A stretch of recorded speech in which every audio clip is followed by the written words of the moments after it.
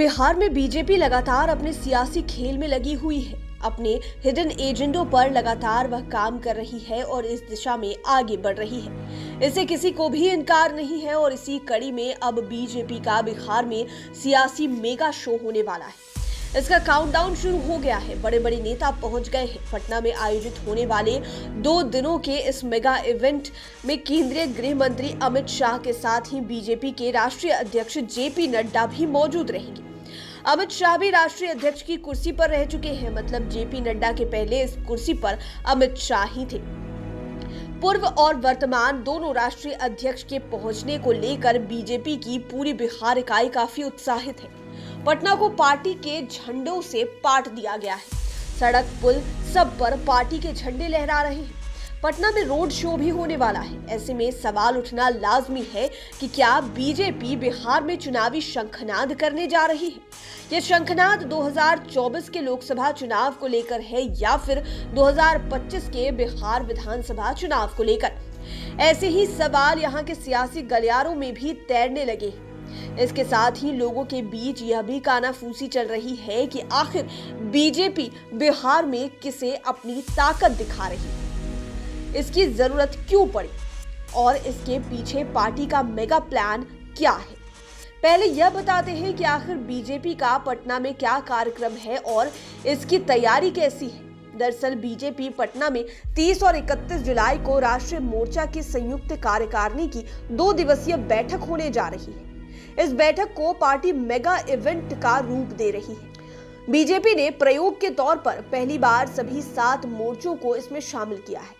इसमें पहले दिन के कार्यक्रम में 30 जुलाई को बीजेपी के राष्ट्रीय अध्यक्ष जेपी नड्डा शामिल हों। वहीं 31 जुलाई को गृह मंत्री और पार्टी के पूर्व राष्ट्रीय अध्यक्ष अमित शाह मौजूद रहेंगे। वे दोनों कार्यक्रम को संबोधित भी करेंगे। पटना के ज्ञान भवन में इस दौरान अमित शाह की मौजूदगी में पटना के सभी नेता रविवार को प्रधानमंत्री नरेंद्र मोदी के मन की बात कार्यक्रम को सुनेंगे। संभव है कि बिहार के इस मेगा इवेंट को लेकर प्रधानमंत्री नरेंद्र मोदी भी कुछ राजनीतिक संकेत दें। यह भी कयास लगाए जा रहे हैं कि आगामी चुनाव को लेकर वे कुछ ऐसी बातों को रख सकते हैं जो सीधे बिहार से कनेक्ट करते हो। मन की बात को सुनने के लिए जेपी नड्डा भी रहेंगे। इतना ही नहीं, बिहार में बीजेपी के नवनिर्मित 16 जिला कार्यालयों का उद्घाटन और 7 जिलों में कार्यालयों का शिलान्यास भी होगा। आपको बता दें कि बिहार में लगभग 12 साल के बाद बीजेपी का इस तरह का कोई बड़ा इवेंट होने जा रहा है। यही तो हुआ कि पटना में बीजेपी 2 दिनों तक क्या कुछ करेगी, लेकिन बीजेपी इस कार्यक्रम से पूरे बिहार को कनेक्ट करेगी। खासकर उनका लक्ष्य सूबे के 200 विधानसभा क्षेत्रों में अपनी मजबूत पकड़ बनाने को लेकर है। इसी को लेकर पॉलिटिकल एक्सपर्ट्स लोकसभा चुनाव 2024 से लेकर इसे विधानसभा चुनाव 2025 तक का शंखनाद मान रहे हैं। दरअसल मिल रही जानकारी के अनुसार इस मेगा इवेंट के पीछे मेगा प्लान के रूप में बीजेपी 200 विधानसभा क्षेत्रों पर फोकस कर रही है। इस कार्यक्रम से पहले बीजेपी के नेता गांवों में प्रवास कर रहे हैं। वे 2 दिनों तक उन चिन्हित विधानसभा क्षेत्रों के गांवों में रहकर मुख्य कार्यक्रम में अपना फीडबैक भी देंगे। सामुदायिक गोलबंदी के तहत उन 200 विधानसभा क्षेत्रों में बीजेपी आगामी चुनावों में अपनी ताकत दिखाएगी। इस दौरान बीजेपी नेता बिहार में रह रहे दूसरे प्रदेश के लोगों से बात भी करेंगे, उनके साथ सामुदायिक बैठक करेंगे, उन्हें नरेंद्र मोदी की सरकार और बिहार में बीजेपी के बढ़ते कद को लेकर मोटिवेट करेंगे। इतना ही नहीं, इस दौरान बीजेपी नेता विधानसभा के एक प्रमुख कार्यकर्ता के यहाँ रुकेंगे और उनके यहाँ भोजन भी करेंगे। इस कार्यक्रम में लगभग 750 पदाधिकारी डेलीगेट्स के रूप में शामिल होंगे। इस मेगा शो के आयोजन का महत्व इस बात से भी बढ़ जाता है कि कार्यक्रम की मॉनिटरिंग और उसी पर गंभीरता से नजर रखने के लिए बीजेपी के कई अन्य राष्ट्रीय नेता भी पटना पहुंच चुके हैं। पॉलिटिकल एक्सपर्ट्स भी मानते हैं कि बिहार में इस प्रोग्राम को करने के पीछे का एक ही लक्ष्य है कि नेताओं और कार्यकर्ताओं को आगामी चुनाव के लिए तैयारी पूरी तरह से करना। ऐसे में सवाल उठता है कि आखिर बीजेपी को बिहार के 200 विधानसभा क्षेत्रों में सियासी ताकत दिखाने की क्या जरूरत पड़ गई और यह ताकत वह किसे दिखाना चाह रही है। पॉलिटिकल एक्सपर्ट्स की माने तो बिहार में अभी बीजेपी का जेडीयू से जबरदस्त खटपट वाला रिश्ता चल रहा है। भले ही इस बाबत अधिकृत रूप से कोई कुछ नहीं बोल रहा हो, लेकिन किसी सियासी तूफान के पहले की इसे शांति समझी जा सकती है। यह भी चर्चा होती रहती है कि किसी भी दिन बीजेपी कोई बड़ा गेम कर सकती है या फिर अकेले ही 2025 में चुनाव लड़ने की नौबत आई तो फिर 200 विधानसभा क्षेत्रों में आज की यह तैयारी उस समय काम आएगी। ऐसे में इस मेगा शो को बीजेपी की दूरगामी तैयारी के रूप में देखा जा रहा है। दरअसल यूपी में योगी सरकार आने के पहले से ही बीजेपी को लग रहा है कि बिहार में वह ठगी गई है।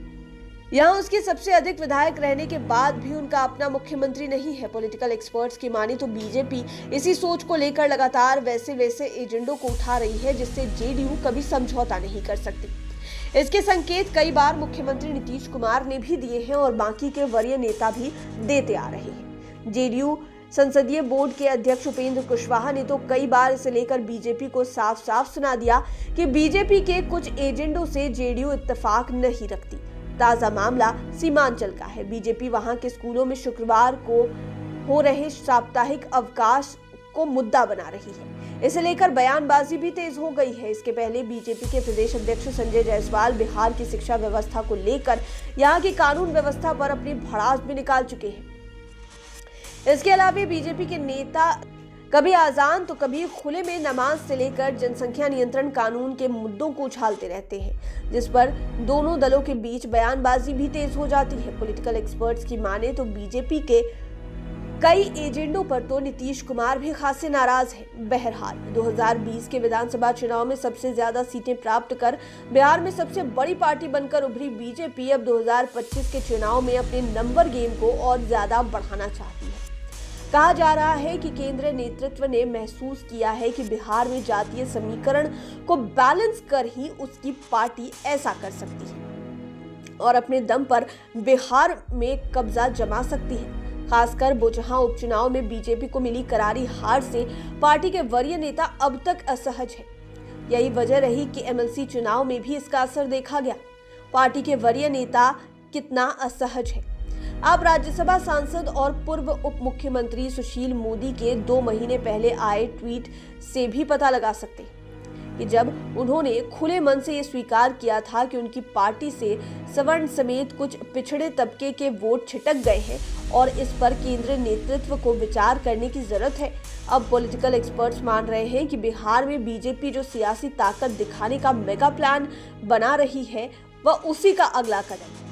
ऐसे में अब जेडीयू इसे किस रूप में लेता है अभी तो नहीं कहा जा सकता, लेकिन आने वाले एक पखवाड़े या फिर कुछ दिनों में ही इसे देखने को मिल जाएगा। ऐसे में हमारे साथ पॉलिटिकल एक्सपर्ट्स को भी बीजेपी के मेगा इवेंट के आयोजन का इंतजार है और इसका काउंटडाउन शुरू भी हो चुका है।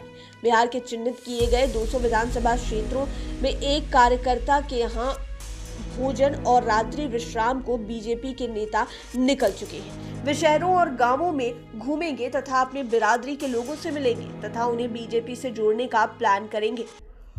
उन नेताओं को केंद्रीय नेतृत्व की ओर से यही टास्क भी है। अब देखना दिलचस्प होगा कि बीजेपी के इस कार्यक्रम का लोगों पर कितना असर पड़ता है।